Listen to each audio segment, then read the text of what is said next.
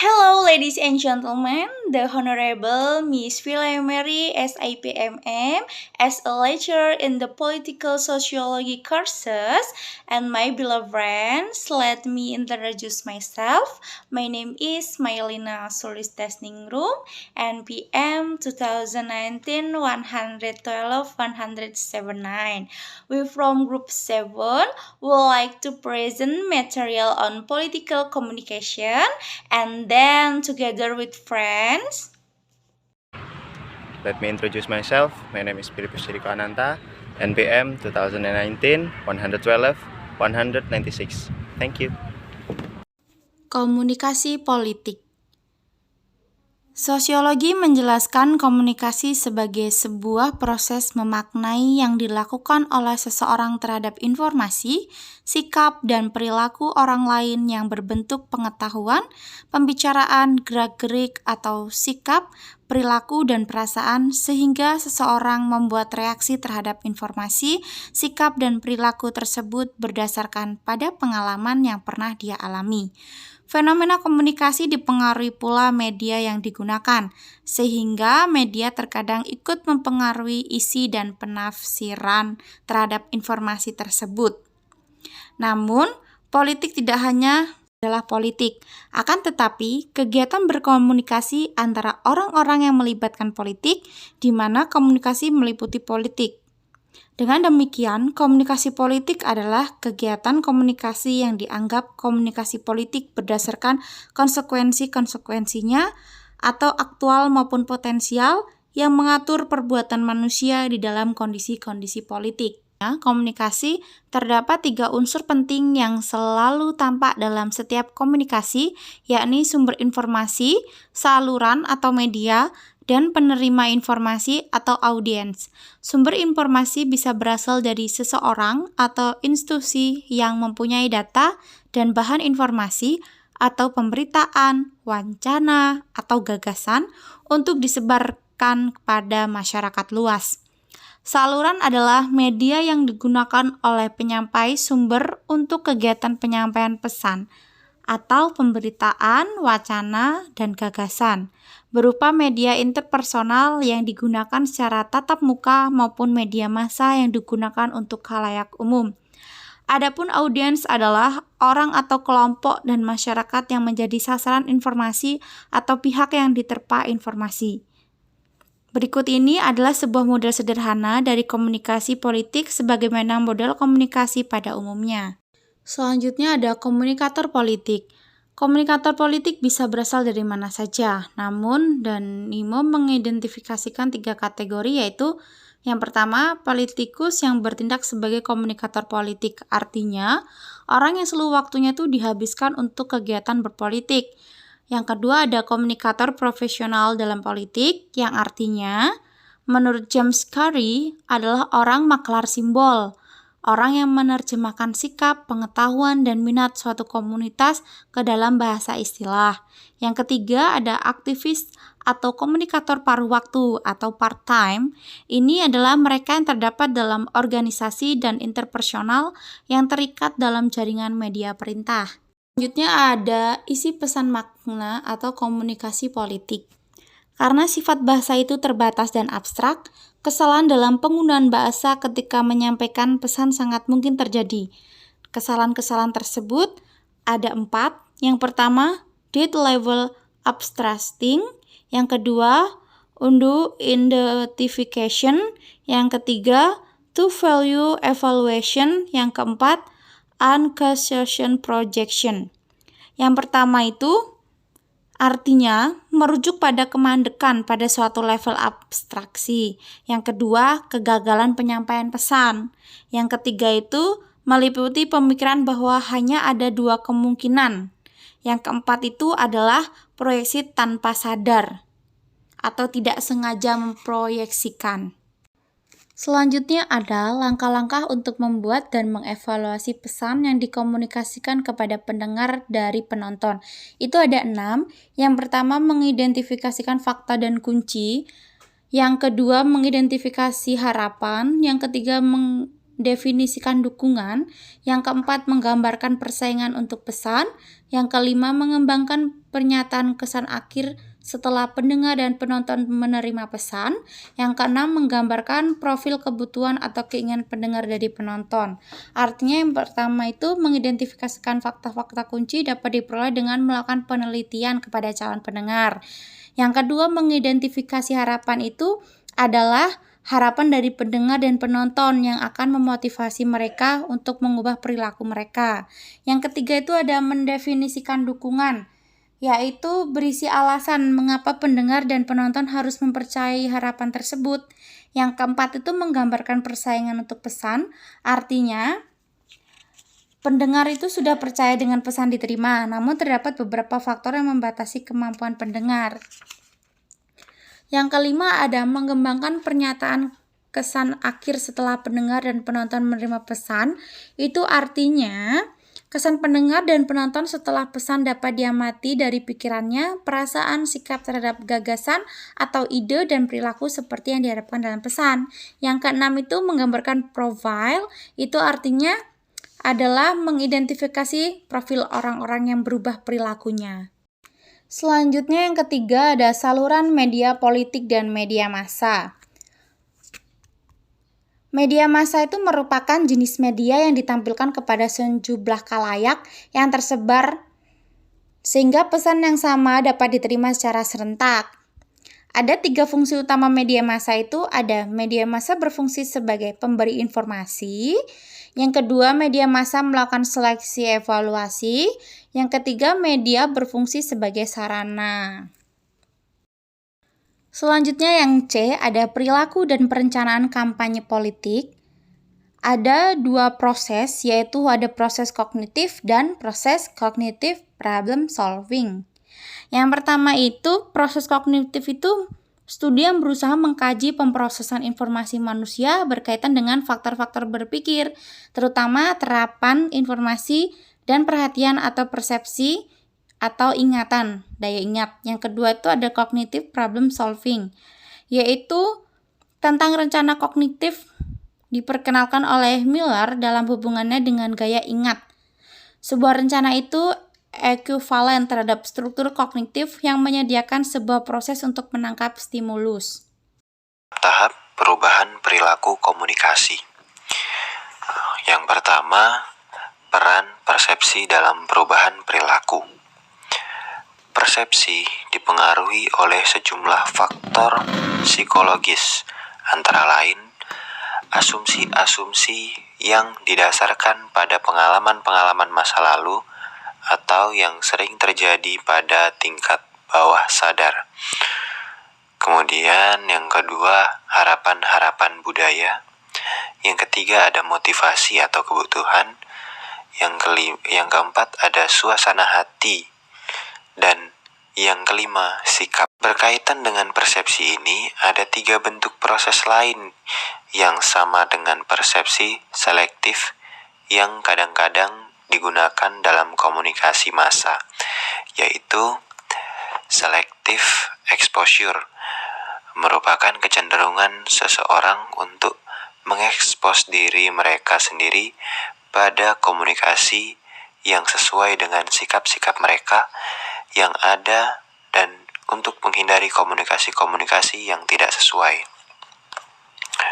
Kemudian yang kedua ada selective attention, adalah kecenderungan seseorang untuk memperhatikan bagian-bagian dari sebuah pesan yang sama dengan sikap, kepercayaan atau tingkah laku yang dipandang kuat, dan untuk menghindari sikap, kepercayaan atau tingkah laku yang dipegang kuat, dan untuk menghindari bagian-bagian dari sebuah pesan yang bertentangan dengan sikap, kepercayaan atau tingkah laku yang dipegang dengan kuat.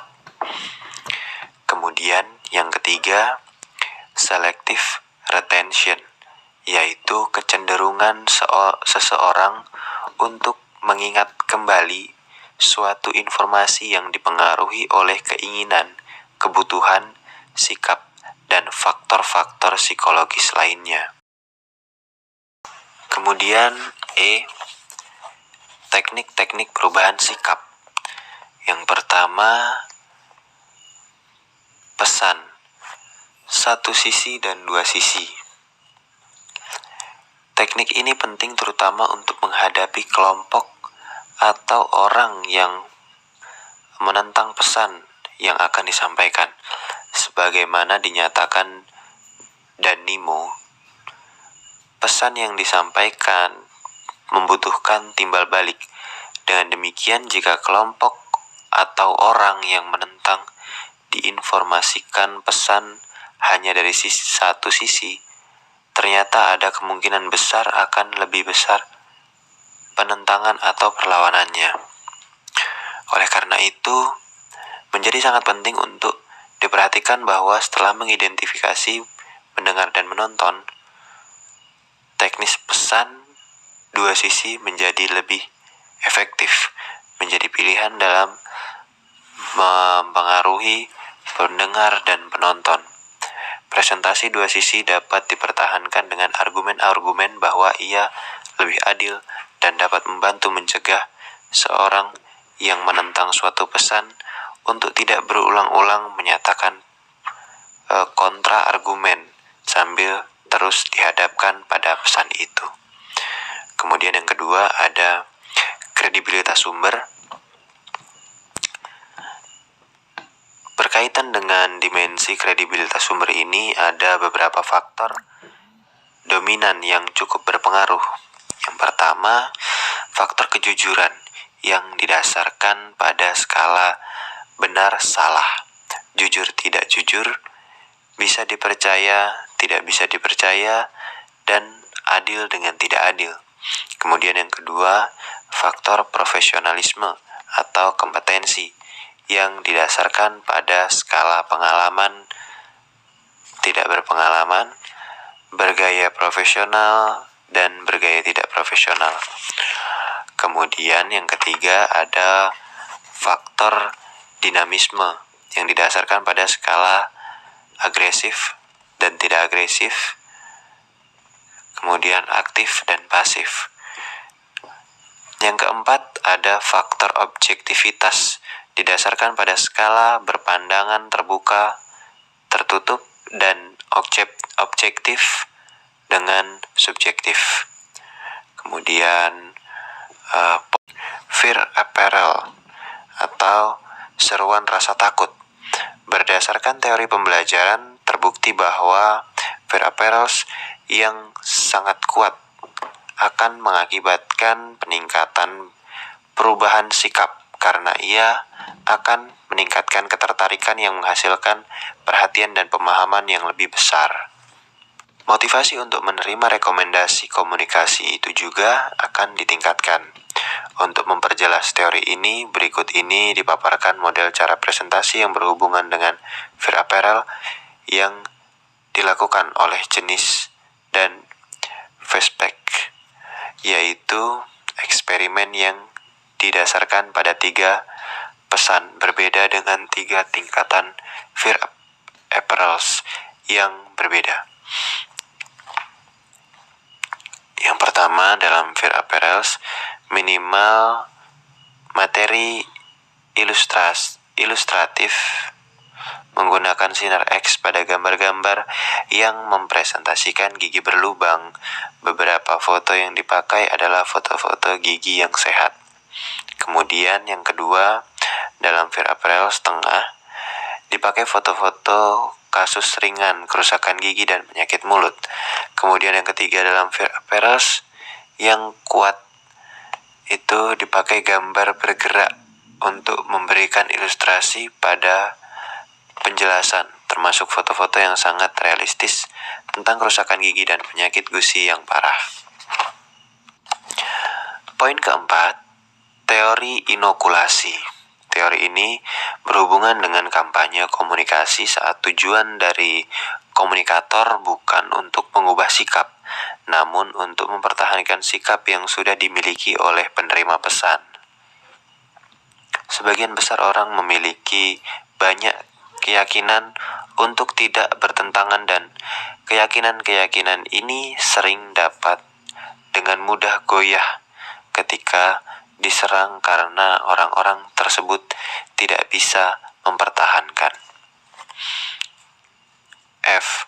Perubahan perilaku dan fungsi sikap. Untuk mengamati perubahan perilaku, para ahli komunikasi mulai mengembangkan antara model yang irasional dan model yang rasional. Model irasional menyatakan bahwa manusia adalah makhluk yang tidak berpikir dan keyakinan-keyakinannya dengan mudah dipengaruhi oleh orang-orang sekitarnya. Bahkan persepsi-persepsi mereka tentang realitas dipengaruhi oleh keinginan-keinginan kuat mereka sendiri. Sementara itu yang dimaksud dengan model rasional bahwa manusia adalah pemikir yang cerdas dan kritis yang dapat membuat keputusan-keputusan kebijaksanaan. Model ini dikarenakan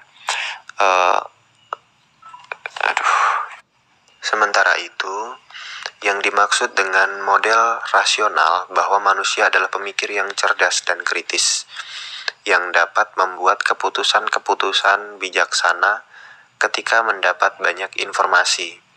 Para ahli mulai menggabungkan kedua model ini dikarenakan keyakinan bahwa manusia bisa bersifat rasional dan irasional, bergantung pada situasi, motivasi yang ada pada saat itu, dan sebagainya.